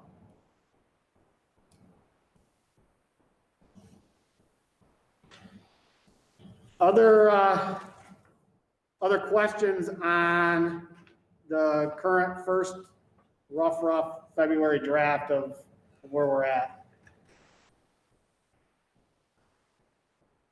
Again, that go with you. We'll have much more detailed numbers in March, but I do, I am happy with where we're at with this right now. This is, with the times we're in, and, as much as we can stay some status quo right now, I think that's to our benefit. So I'm glad to see we're in that position to do that right now. Other questions? Thank you, everybody, tonight for your presentations on the budget. Thank you for your questions as well. Good. You're set. Okay, moving on to the ESSA update. Okay, so when I say the ESSA update, this is our visits from the State Education Department, who has been with us for the last couple of years now, looking at our programs and a lot of the things that we talked about tonight, and things that we're implementing and things that we're making adjustments to, are some of the results of them coming in and us having a lot of different discussions about where we want to go in the long term with this building. So they were here recently again, or I should say they were here virtually. Recently, that's how the visits are right now. And I'll turn this over to Mr. Broadbent, who had that last conversation, to give us an update on where he is right now with the middle school ESSA in general. All right, so our last meeting was January 22nd. That was our third meeting. For that meeting, I met with them for about an hour and 15 minutes, and they met with the teachers for 30 minutes. A group of 4 teachers. They questioned them about the different initiatives that we're doing, things that they would make as far as suggestions, make things better here. And then they met with me, provided some feedback, some suggestions. Our next meeting which is our 4th meeting, is February 26th. There'll be 7 meetings this year, so it's pretty much monthly. The focus of the next meeting is going to be to look at our 5 goals for the year and see how we're doing at the mid-year point. First goal revolves around student engagement. And to assess this, we're doing instructional walks, observations, determining whether the classes that I go into or view, if students are engaged in learning. And what they're focusing on is not just a few students, but all the students. They want all the students to be involved in conversations. I know you probably remember as a kid, you had the one kid that raised their hand, and a couple kids that answered, and the other kids were kind of just there. The primary goal here is to make sure that you don't have the kid who's kind of sitting back, everybody's getting involved. So that's going well. I've seen a lot of improvement in that. A lot of strategies that we've used through PD and stuff to get students involved. The technology's helped a lot with that. I did an observation today, and actually 2 observations today, virtually. And, it allows for the teacher to do a lot of things with technology that we didn't do before COVID. So that's one good thing that came out of COVID. Our second goal is aligning curriculum maps to state standards. We're probably about 60% through with our maps completed. At this point, our goal is 90% of maps to be completed by the end of the school year. With COVID, I know they've mentioned that we may be able to reduce that a little bit, just because of how busy the teachers are with other stuff. The other part of that goal, which is kind of a two-part goal, is the STAR testing, to assess 7th and 8th grade students to see if we're showing improvement at the mid-year mark compared to their first STAR test. And we actually will compare that even farther back to their last test they took for 7th graders would have been in the 6th grade test, I think, in March. And for our 8th graders, we go back as far as to their 6th grade year STAR testing. So we'll look all the way back to see what kind of growth we've made. Third goal is to reduce discipline referrals, especially among negative student-to-student interactions. One of the things that we're focusing on is teaching students to deal with conflict with other students in a much more appropriate manner. Mrs. Malin has taken a lot of that on in her 7th grade health and home and careers classes. So that we've seen a lot of improvement with that. COVID has helped us to also reduce our discipline issues here. We've had a few, but a significant decrease from previous years. Fourth goal is improving parent communication. One way that we're doing that is to be more cognizant of our communications. We have a parent log that's shared with me and the teachers. Whenever they contact parents, email parents, call parents, they're supposed to be documenting their calls, their contacts, which is just good practice anyways. And our last goal is a survey question that was asked to students. And students were asked, students at this school try to work out their disagreements with other students by talking to them. So that kind of goes in line with some of these other goals as well, teaching our students how to deal with conflict, how to interact with their students in a positive way. So that would be, the students would be surveyed that question. And our goal is to have 50% of students agree that, this is happening. In the survey we did in 2019, same question, I think 12% of students answer this question that they feel that students work out conflict well with each other. So our goal is to increase that.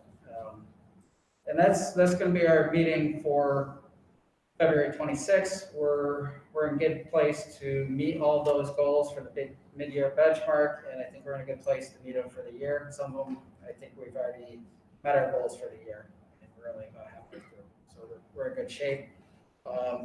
As far as getting off the state visit list, the STEP, that keeps getting pushed back because the canceling a state test last year, where they kind of just froze us in our spot. There was some talk about, I've noticed, that we may be able to put in to have some of this waived as well and get off the list a little sooner, but that hasn't been confirmed yet. Any questions regarding any of that? Any questions on our state visits?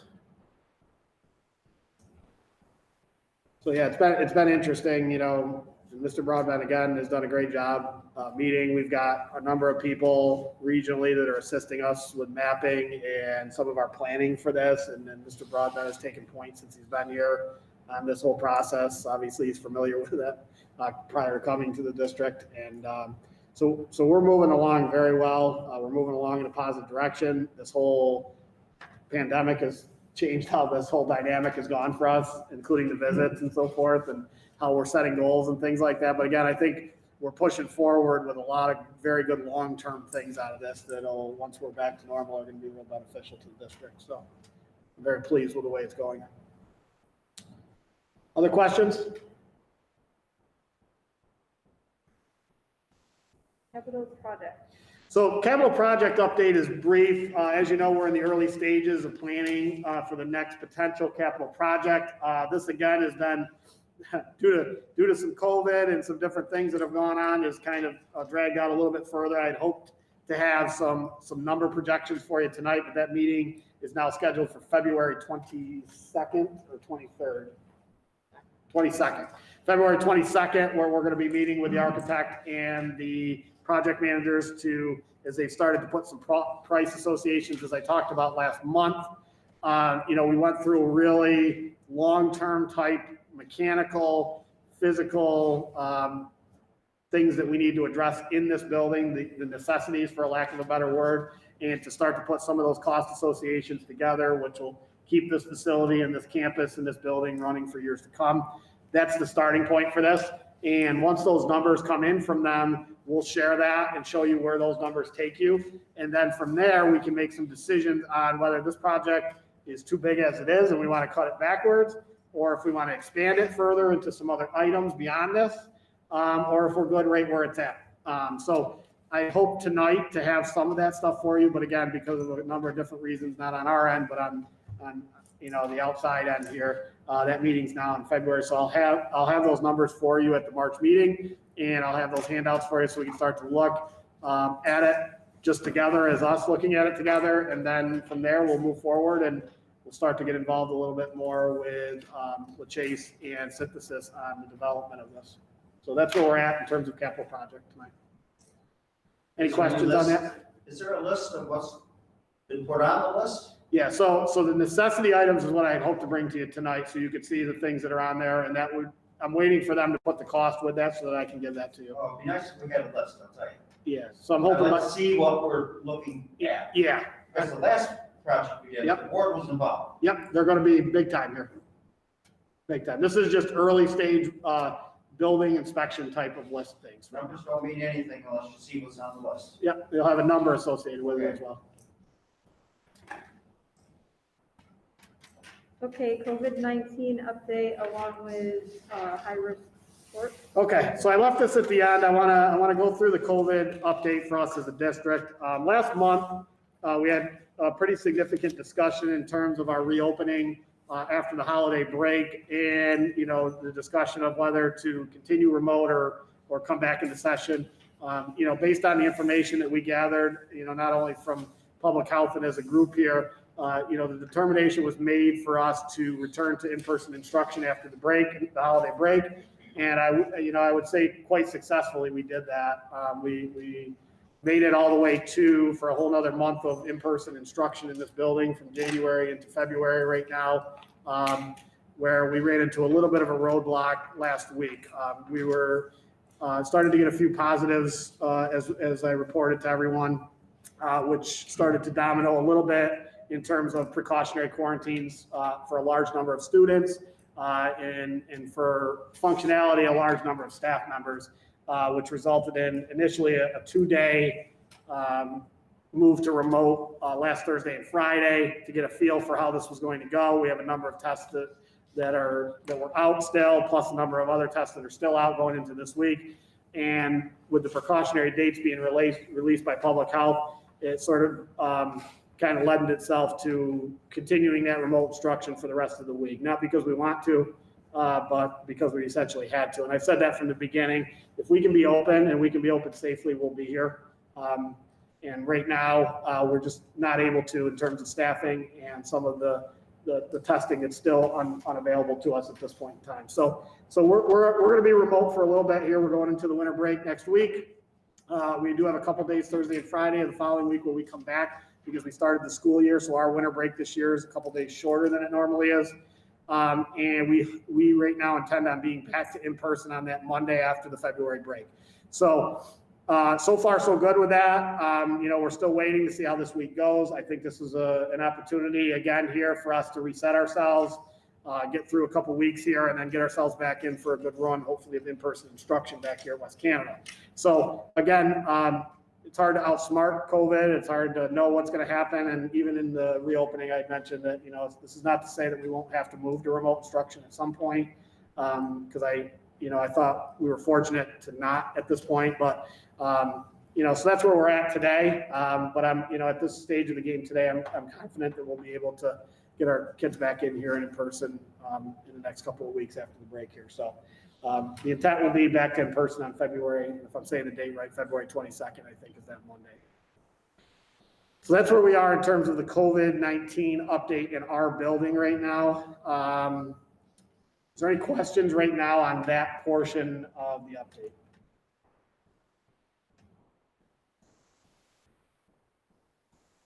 Okay. Again, I thank everyone, anybody who's listening to the meeting tonight, and everybody in here for the support and patience with us. I promise you, we're doing the best we can, and I feel like we as a community and in here are all on the same page with this, which is nice. So we'll keep working to get kids back in here because we know it's important. So moving on to the next piece of this, and this is the high-risk sports discussion that I know there's a lot of discussion going on. A couple weeks ago, I'll give a little background into this. I also have Mr. Doherty here that'll be assisting in this discussion. A couple weeks ago on a Friday, a late Friday afternoon, the governor announced that he would now permit high-risk sports in the state if the local public health agencies would permit that to happen. So at that point in time, school districts across the state, ADs, school boards, superintendents, all really got sort of surprised, I would have to say. I think I could say that for a lot of people, surprised that announcement came and the timing of that announcement. It also came with some optimism that, maybe, as a state, we might be able to move in a direction of opportunity and so forth. So it was kind of two-edged with that in terms of weren't ready for that to happen necessarily at that point, but it did, and we went from there. So there's been a lot of discussion. I think public health was caught off guard. I know the New York State Athletic Association had absolutely no idea he was going to announce that on that night. And since that point in time, there's been a lot of work that's gone on. And I know from a community perspective, it's hard because you're sitting there, and if you're not hearing things, you're wondering if anything's even going on with it. I can assure you, being on multiple different committees and groups and things like that this has been a nonstop discussion since the night of the announcement, and there's been a lot of different work. There's also been adjustments to this along the way, where the spring sports season was intact when that was announced, and now the state tournaments and the state association has canceled all the spring state events. So that's changed the parameters of the spring sports season as well. That was something that wasn't in place in the beginning. So we're looking at more of a local regional type play for the remainder of the school year for all sports that are played. So that was another variable to this whole thing. The other variable is Section 3. Their oversight over everything that goes on with our districts and sort of the process of turning this over to our local schools and our local regions to make their own decisions with no sectional and state play really being played here. So it went from that to local leagues making their decision to now it's gone a step further to county-based decision making. So where we were in a center state conference as a school district, we're now in more of a Herkimer County-based discussion with Herkimer County schools in terms of where we go from here in terms of high-risk sports scheduling and so forth. And each county has kind of taken that same path because as many of you know, each county's public health has come up with different sort of plans and parameters and metrics and things like that due to the lack of, for lack of a better word, guidance from the state level in terms of what that actual guidance would be. So Herkimer County Public Health, working with the superintendents in the district, had a discussion about where we go from here because public health has to approve this, school boards have to approve it, and we have to come up with sort of a plan. So it started with this document, which is the Herkimer County Public Health document that you have in your binder. This came out first, which provided the initial oversight of resumption of high-risk sports. This is posted on the Herkimer County Public Health website. Those of you that have looked into it probably have read through this document already, and the parameters that they've set in here is sort of a published document that we are working off of. Superintendents have taken this in support of this document and decided to start planning for how we would react once we were able to meet this.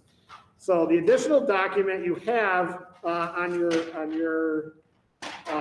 in front of you, I should say, is the West Canada Valley Central School Athletics High-Risk Sports Reopening Checklist. And I just want to, if you'll bear with me, go through this checklist with you so you have an idea of the in-depth pieces of what's going on here. So for us to even begin this process at this point in time, the 14-day rolling average of positivity in Herkimer County has to be below 3%, which means right now, as of today, that county average is 5.1% in terms of a 14-day rolling average as of today. This has been steadily decreasing from the time in January, where when we first started to have these discussions, I believe we were at 8.9%. So it's steadily decreasing down toward that number. Oneida County is actually at 2.8 today, I think, in terms of their 14-day rolling average. So, the Herkimer County numbers are a little higher, but they are coming in the right direction. The second part to that is if the positivity rate is above 3.5% on the 14-day rolling average, then the activities must be restricted to individual and distance group training. So in other words, once we got below 3%, we could start this stuff up, and if we permit it to do so, but then if it goes and jumps back up above 3.5, this all goes on pause again in terms of high risk. And I want to stress that when I'm talking about these sports, I'm talking about for our district, basketball, football, and in some cases competitive cheer, which right now there isn't a location for competitive cheer to be had at this point in time. So essentially right now in the immediate future, we're looking at basketball. The spring sports in this district are all considered low and moderate risk. The track, the baseball, the softball, those sports, golf, those sports in the spring are low to moderate risk and are part of this. So I want to make sure we're clear on that. The second part of this is the region's hospital capacity has to be above 15%. So that means basically as they look at Herkimer County hospital capacity, if there needs to be more than 15% availability there, which I think there is at this point in time in terms of our hospitals. The region's rate of hospital admissions must not be unacceptable. The absence of other data that impacts COVID-19 control or mitigation. Board approval for each specific high-risk sport must be made. Sport-specific preparedness plans approved by the district's medical director. So even after, if we decide to approve this forward, the medical director, which is Dr. Grace, would have to approve this as well. Student athlete medical clearance from a healthcare provider can be the standard physical form. So the student athlete would have to be cleared. Parent, guardian, student athlete, school official must fully agree to cooperate with any sort of contact tracing, isolation, quarantine orders, and all the things that are associated with what's going on. Basically, essentially, this is an option that you're assuming the risk to play the sport. School created confidential phone numbers and email addresses to allow student athletes, parents, and other people to relay any concerns to Mr. Doherty, our athletic director, if some of these aren't going to be followed. The contest will be scheduled in the Mohawk Valley, which is our local area, basically in Herkimer County, and we must comply with any public health audits, meaning are we following, they can come in and check to make sure we're following all these rules. So if you flip to the next page of the West Canada packet, in your binder, in your handout there, you'll see the West Canada Valley High Risk Sports Parent Consent Form. This is the consent to let your child play, understanding that you're playing under COVID conditions right now. This would have to be completed. The second thing is the West Canada Valley High Risk Sports Safety Plan in here in terms of board approval for the participation, the coordination of carrying out the plan, the gloves, the face coverings while you are playing. As of right now, public health is not recommending any spectators for indoor high-risk sports at this time. So we'd be looking at streaming events. So it'd be the athletes, the coaches, the scorekeepers. Basically in this, and anybody streaming it would be the basic people in the building at that point in time during the contest. We're looking at skills and drills for modified sports. If we're looking at basketball, where there wouldn't be, our younger kids wouldn't be traveling right now. They would be working on skills and drills during the season. JV and varsity would be competing in games and a schedule if it's permitted. And if you flip to the next page, you'll see the plan administrators, Mr. Doherty. The medical director is Dr. Amy Grace, who would have to agree to all this. Public health would have to approve our plan, which you have in front of us to submit, this is a plan that's pretty universal across the board in Herkimer County. It was put together by all the Herkimer County schools on this. The next page is your guidance for basketball that was issued by the New York State Athletic Association in terms of considerations and things that were put into this plan to allow for indoor basketball to be played. The next one is football, which wouldn't be played till later in the year, which I'll talk about seasons in a second here. But again, that would be another additional approval that would need to take place when that season occurs. So with that said, there is discussion and there is a proposal right now amongst the Herkimer County schools to potentially try to, if we get below the 3% 14-day rolling average, to have 3 seasons that would begin on March 1st. So from March 1st through April 10th would be the winter sports season. So for us, this would mean basketball. Right now, we are currently bowling, although we're on pause with the shutdown. That would be basketball. Understanding 2 things at that point in time. one, if that number went below 3 and we were able to start, and it went back above 3.5, we would have to be back on pause again. And if there was any sort of quarantining or contact tracing or anything that went on, that would also cause us potentially to have to pause that sport as well. So, but right now, the proposal is for March 1st through April 10th for those that want to participate. The fall 2 season, which for us would be football and girls swim, those would be the 2 sports during fall 2 season, would run from April 5th to May 8th. So please note the 1-week layover if you play games all the way to April 10th. And that would be a discussion item of whether we would want to do that as well. We may decide that we would want to end before the fall 2 season started and play our last game so that there wasn't that overlap there. But the permission is there to have that sort of overlap. And then the spring season would run from April 26th through June 11th. And remember, this is low to moderate risk. So we're fairly confident with the outdoor and low to moderate risk that we'd be able to play those sports in the spring, pending no unforeseen circumstances, is low risk outdoor sports under the current 2 per athlete guidelines that we carried out in the fall. So that's the idea. I also put on the schedule that, the discussion of what's the cutoff if we set these seasons, and we're looking at a cutoff date of March 15th. So if the winter sports season wasn't able to get started because of the data by March 15th, that would pretty much end that. And then we'd look to be able to start the fall 2 season when that could start. And that could potentially be a little earlier if the numbers allow that to happen. Same thing for the fall 2 season. If we got past April 15th, the county schools would be looking at, this is kind of past the point where we think we can run this at this point. It's too late. We probably should be shutting this down and looking at that. Now, with that proposal, I want everybody to know and hear right now as you ask questions and hold this discussion, that this is a proposal that every Herkimer County school is aware of at this point in time. I cannot speak for Oneida County, Madison County, Ontario County, what they're doing, or if they've started, or their parameters. I don't have any control over that. What we have here is Herkimer County parameters. I don't have any idea right now. I would say that we are one of the first, if not the first, that are addressing this tonight or discussing this tonight. I don't know what the other school districts will be doing with this at this point in time, but this is sort of a finalization of a plan that's in place to try to make something happen here. In the end of this, even if there is approval within this building here to say, okay, let's move ahead if those numbers allow for us to move ahead, it doesn't guarantee that it'll still happen because you still need Herkimer County schools to play.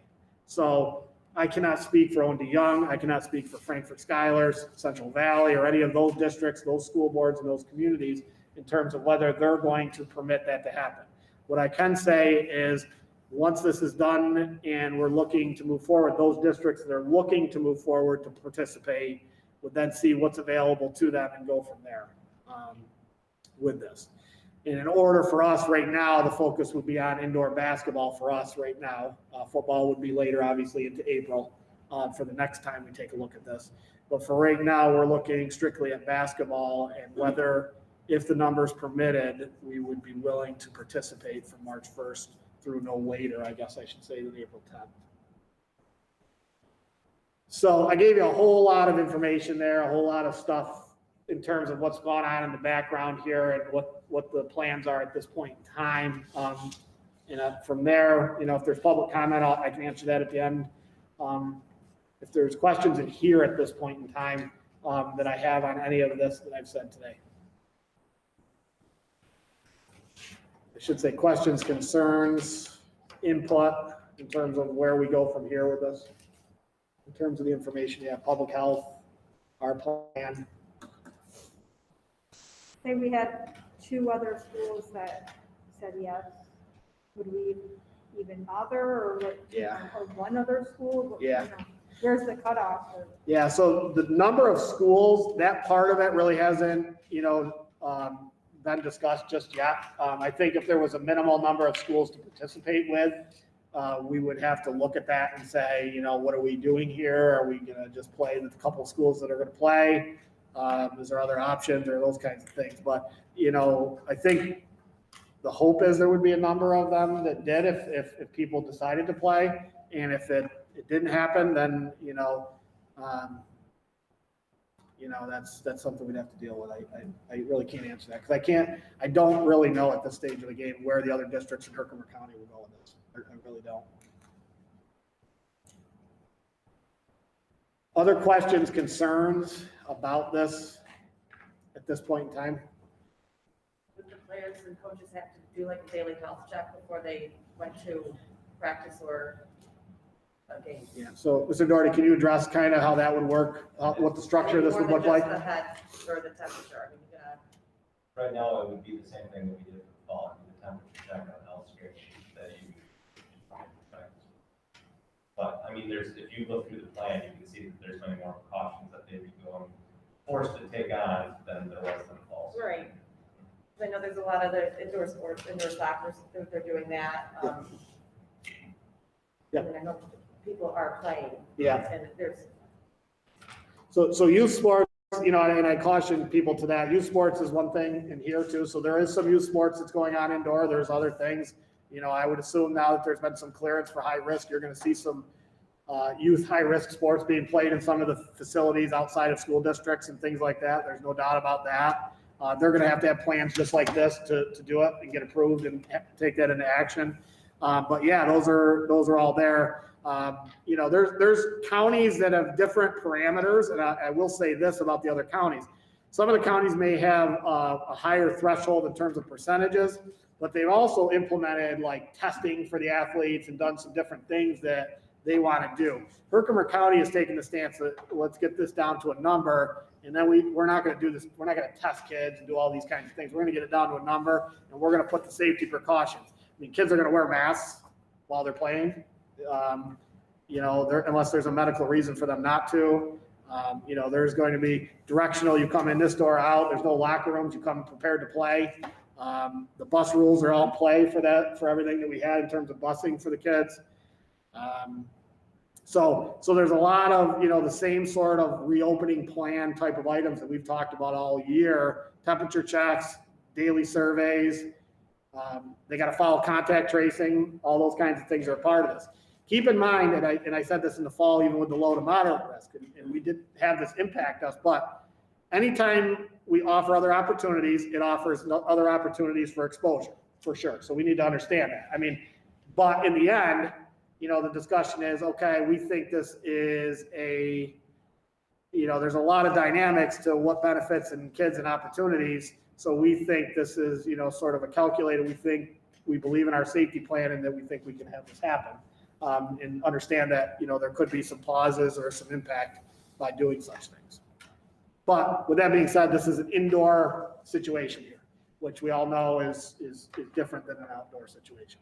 And basketball is more of a contact sport than maybe some of the other low to moderate risk. So other comments and questions on it at this point in time, or even thoughts on what, individually or as a group, where we're at with this in terms of moving forward. how many students do you think for players for boys varsity? I mean, I would say we would have again, we didn't do the signups because I didn't know if any of this was gonna happen, and I didn't wanna burst anybody's bubble, you know what I mean? I wanted to see this all come out, but I think you would get your full squad, that could be roughly right around 10 or 11 boys. So you'd be looking at roughly 20 and 20 for both the girls and boys teams with JV and varsity. 20 girls, 20 boys, Roughly. and modified or JV and varsity would practice together? No, we probably would, they would at times, but they would be considered one cohort though, yes, if you're looking at it in terms of that, because they're gonna be traveling together, playing the game. So in the end, an impact on the JV would also impact varsity. It would be like one cohort of Okay. athletes. Yeah. If we get one positive case, we gotta close down for 10 days. the practices and stuff. So any point in time, you get 2 weeks a, out of it, you're done. yeah, you get a positive case on a team. That's the same thing that would have happened in the fall too, though. You get a positive case, yeah, you're shut down and you're 10 days off of that and whatever the contact before, so the team goes on pause. And I think everybody understands that at this point in time. So even though we schedule X number of games or whatever, what we get done. Gym class, they go to the gym, correct? How many kids are in the gym at that time? Right now, you have cohorts of anywhere from 8 to 12 kids spread out throughout the gym. They're wearing masks, they sanitize, whatever. They're doing badminton now, so they spray down all the badminton rackets, the birdies and all that stuff, so. But you got at the most 12 kids, and you're saying basketball would be 20. Well, they wouldn't necessarily be in the gym at Well, the no, I same know time. that, but I'm just saying Yeah. we have, and then, like you said before, the COVID cases currently, they have not been spread internally. At this point, I At haven't this seen, point, no. I haven't seen an internal spread That's of people at this positive, point. what I'm trying to Yep, build yep. my case. Yep. What I will say, and I think I'd caution, I think it's a realistic discussion. Understand that we're following rules. Every district is following rules as we're given them. So as we all sit here logically and people at home or whoever else is thinking about this logically, I mean, I can do an example. We have phys ed rules, and then after school, those rules aren't the same anymore. The idea behind it is it's extracurricular, it's optional, those kinds of things at that point in time, where phys ed is a requirement and these are the structures. Is there contradictions to what we would do in school versus what we do after school? I mean, it'd be obvious to say yes. But your grouping would be the same. Yeah, for your team. yeah, so your groupings would all be the same. Yep, you'd have a cohorted So, yeah, team. I'm just Yep, trying to- yep. So it'd be almost like you had another class we just added, Right. essentially. Yep, another cohorted class. And staffing for cleaning after practice, Yep. that's all Yep, taken care of and. yeah. So we would adjust schedules if sports started to be played again. We would adjust schedules to take care of all the necessary cleaning. Enough people and supplies. Yep, sanitizing. Yep. I'm in favor of taking a chance. That's what I'm building my point. I'm in favor. I think these kids, I mean, even though it's one sport, it's something hopeful to look forward to. Okay.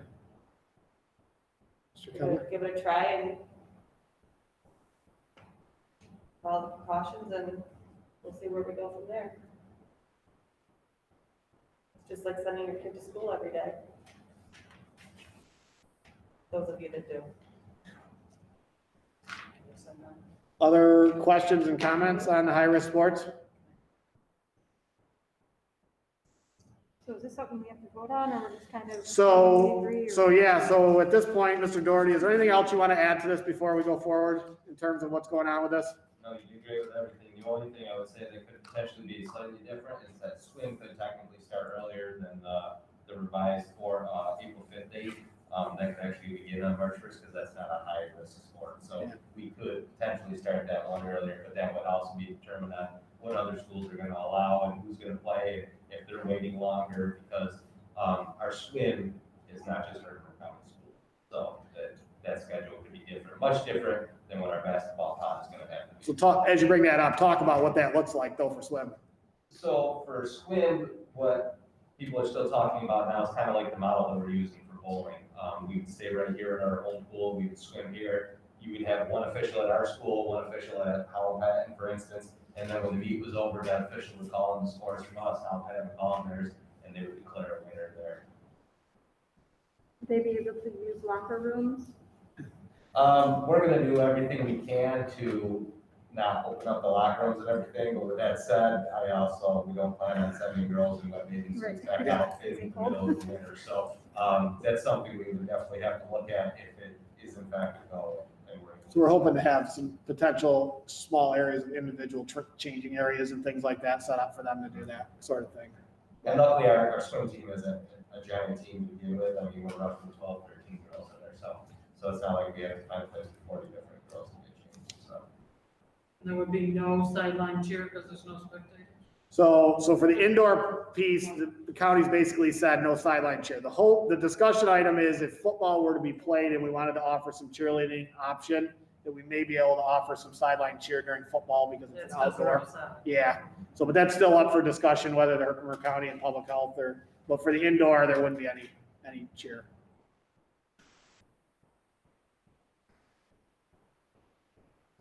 Then the only other thing I guess I would say is that when we're talking about all this county stuff, that's for your high risk, so that's us for that. Whereas when we get to track, or when we get to golf, or we get to baseball, that could be the other schools in the Center State Conference, because we're not following the same rules for that as we are for the high risk sports. So just because basketball, you're only playing Frankfurt or Dollarville teams, you know what I mean, in Herkimer County, you can still play golf against Kansas. Other questions on high risk?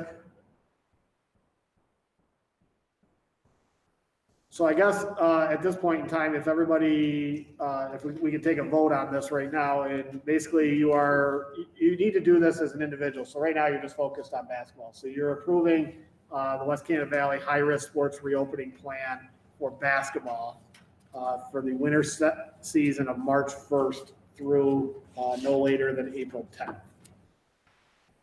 Okay.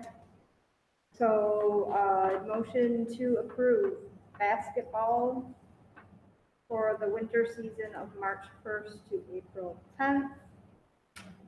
Okay, good. It's good enough. Okay. Do we need to put in girls and boys We can put it in. and modified? Girls, yep, we can, yep, girls and boys? and boys and modified skills and drills, basically. Okay. Yep. So, Clarifying, I just want to clarify the modified piece for anybody that's listening about that. The modified is a county base. It's only going to be, a little over a month. And the idea behind it is safety reasons. People weren't looking with no spectators, we felt it would be really challenging to send a 7th grade boy or girl on the road by themselves without a parent there in case there were safety issues, injury issues, those kinds of things. And really across the board, especially with the everything that's gone on and the kids not being able to be out and playing, that this would be a good opportunity to get kids in to work on their skills and things like that and let the coaches work with them a little bit rather than worry about trying to bust them and schedule games and stuff for 5 or 6 weeks. So I think the modified plan's a good one. It'll get kids in the gym if we're able to do that, and it'll get them back working on their games a little bit. So. okay. So yes, to answer Mr. Kemmler's question, this would be boys and girls basketball, modified through varsity levels. Okay. Can you restate that then? Yep. Okay, motion to approve winter season, March 1st to April 10th.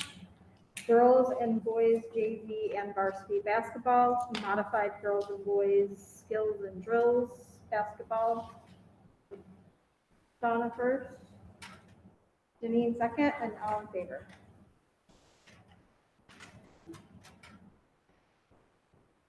Thank you, everybody. And again, just keeping in mind that this, that's the start date, but we need to continue. At this point in time, we've received no clearance to start anything until it gets below that 3% rolling average for 14 days. Should this mess ever clean up, would there be a possibility of allowing parents to come in? So, If tested, I mean, why can't we have somebody at the door like you did with the temperatures and stuff with soccer? Especially for seniors. Do the if they're same active thing. Seniors, maybe? So I do want to talk a little bit about the senior night discussion. If there was a senior night, there's discussion among Herkimer County to do what Mr. Kemmler just said, to allow the senior parents to participate in a senior night ceremony in the Herkimer County indoor. At this point in time, the recommendation by public health and the athletic directors has been, because of the indoor nature and the differences in gymnasiums and so forth, and the size of gymnasiums that are varied, that no spectators would be the recommendation at this point in time. If there was a possibility of that changing at some point in time, I think it could be revisited to go back, which would get you into that 2 per athlete piece or strictly parents, as Mr. Kemmler said. But I think right now, the idea is to get them in the gym, stream this, and see where it goes at this point, and then go from there. But I don't think it would be completely off the table at some point, depending on how things went. I only made that comment because every other sport. Yep. They have, parents can come in. 2 per. And I think it would be only if it drops down. Yep. You know, What's the turnaround with this? Okay, we're voting on it tonight, and so I'm assuming you have some work to do tomorrow. So do you have to do the plan to the county? There's your plan right there. So the plan's gonna go in. You just Yep. approved it, so now I can send that off. Yep. So, And then it'll go to doctor. That will- but again, the thing, like I said, that everybody has to remain cautious on this, is you have to get to that percent number Well, of, right, but so. once it gets, so you have to send this in to the doctor, Mhm. and then the Department of Health. Yeah, so So you, what do you think the turnaround period's gonna be? When I think- Be ready by March 1st. Relatively quick. That'll be quick. That'll be more of a Yeah, formality I'll sit type approval. Yeah, once the boards and they go forward, I believe, this has been a plan we've worked on with our health departments and things, so, So pretty- they're already aware of that. yeah. it's not a surprise. Yeah, so this is we're not worried about this being rejected or anything. Pretty much blanket for every Herkimer County Pretty school. much. Right. Yep, this is a universal Herkimer County plan. So I'm not overly worried. The delay in scheduling and the moving forward will be, 1, the numbers, 2, the participation of other districts. So those will be evolving as the weeks go on here leading up to March 1st as we watch the numbers and what school boards and districts decide that they're going to participate in and go from there. I think there's a tentative scheduling committee meeting next Thursday or this Thursday. So it's this Friday. So This there's Friday. quite a few schools in Herkimer County that have board meetings this week. So the hope is that by Friday, You'll have enough of these schools are gonna have answers that we can get together, we can sit down, and we can start scheduling games, which, I mean, with just the schools from our county, we could sit down, and we could get that schedule done in a matter of hours, so. So to go back to Mr. Kemmler's, discussion about if the numbers and the safety warranted spectators, Mr. Doherty and I have had some pretty good discussions with the local ADs and things. We feel like we have a pretty good plan and structure in our gymnasium to let parents and 2 per come in safely, even if by temperature check, doing all the things we did outside and bringing them in and keeping them spaced and that sort of thing. We think we can do that. There are a number of districts that don't think they can do that right now for different reasons. And so that's the initial holdup on that. So again, if the numbers got down, I wouldn't be opposed to revisiting that with the other districts and Mr. Doherty and all, to see if we could later on even get some people in. I'd be nervous about that because if a spectator ended up coming up positive, is that gonna affect every? So that's one of the player? legitimate Yes. concerns, and one of the things, some schools want to press forward, and they already know this is gonna be risky enough, and we get one case, it's exactly like you alluded to, you're shut down for 2 weeks in a 6-week-long season, you needed 2 weeks to get the practices going, was it worth it? You know what I mean? And it's kind of the same reason it's come up, the kids are asking, can they come to the gym and just shoot around and stuff? But it's the same deal, it's a risk versus reward. What are we getting out of coming in and shooting? Yeah, it helps with your shot a little bit, but if all of a sudden we get a case that tests positive in there, when there's one kid on one ball, or on one basket with one ball and gloves on their hands, that doesn't look very good for us moving forward and trying to get any games in there. We can't even do that safely. So that's one of the major concerns. And another one that Mr. Sharpton alluded to earlier was gym setups like Westernland. If you're not familiar with that, they only have the bleachers on one side, which means their kids now have to be over on that side. So everybody that was coming through would then have to pass through the kids. They weren't able to distance. So even though they have this huge gym with a ton of seating, it's very difficult for them to do that. So essentially, like for our gymnasium, there's 2 things. I'll answer another part of your question.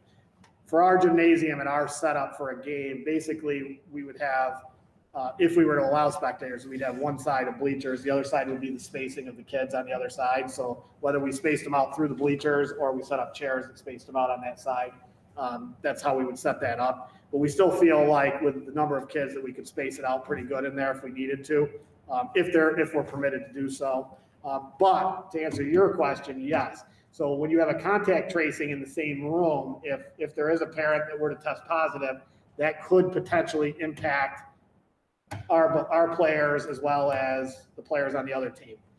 That the Department of Health would say, yes, you had a positive case, exposure in your gymnasium on Tuesday with a parent, even though they were wearing masks, we're going to precautionary quarantine everybody that was in that. So that's why we took those lists of numbers even on the people, even on the outdoor events, so that we knew in case there was any contact tracing who was at that event. Outdoors a little bit different. If they were on the other side of the sideline and not necessarily near people outside, we might have got away with some minimal contact tracing. I don't believe they're gonna allow us to do that in a gymnasium. I think the contact tracing would be expanded throughout the whole gymnasium, so that is a concern with spectators for sure. Do you have enough equipment if you have a girls and boys game, one home and one away on the same night? So there's been a lot of talk about how we're gonna do that too, or split on varsity JV. And again, I don't even have a final answer for that because I don't know who's even playing at this point, but the TBL model has come up a lot. So West Canada versus Little Falls, boys here on Monday night, the girls are playing that same night down at Little Falls to free up your, it's not good for us because our community members like to see both of them, but if our community members aren't permitted to come to the game anyways, it would be the easiest way to schedule the gyms, schedule cleaning, all that. And for us, it's a little bit easier because this is just basketball we're concerned with. You go to another school like CBA, for instance, you got wrestling you're trying to do in there, volleyball and basketball. All this you're trying to cram in the same amount of time. So, did I answer your question or did I ramble on? I just want to be able to watch. Yeah. So that's definitely come up. In fact, I was talking to Justin earlier about that, about giving you the tutorial on how to stream these games and make them visible, at least for the community that wants to watch them. Can you compensate too? So the question will be, we're pretty confident that we could stream games like we're doing here with the board meeting tonight. The question will be, is everybody doing that? And, how will do we go to, is the game being streamed if we're playing CVA and we're at CVA, are they streaming it? I'm assuming all districts, especially if there's no spectators, will be streaming it on their website. So I think it'd be as simple as you going to that district's website and being able to watch it. So. I'm just thinking going on the West Canada one on YouTube later, 11 o'clock at night, watching the second game. You can I do can watch one live and then watch one later. So just like the board meetings, it would be the same. They'll always be there. So you can go watch them as many times as you want to. Any other comments or questions on the high-risk sports? Okay, I'll keep everybody informed on where this progresses. I thank you again for the support. I think the kids in the community will be happy to hear that we're at least past phase one to see where we're going to go with this, and we'll see what happens here. No way of predicting whether this will happen at all, obviously. I have no idea what the numbers will be, but we'll keep our eye on it. Okay. Okay, announcements. Midwinter break will be February 15th through the 17th. And the next board meeting will be March 8th, 2021. Do you have questions? Any questions? How many are watching? Justin, what's our total tonight? Well, our peak was 18, currently we have 10. Okay, Must have got 18 with 10. We have 12. Okay, motion to adjourn. You mean first, Shauna, second. All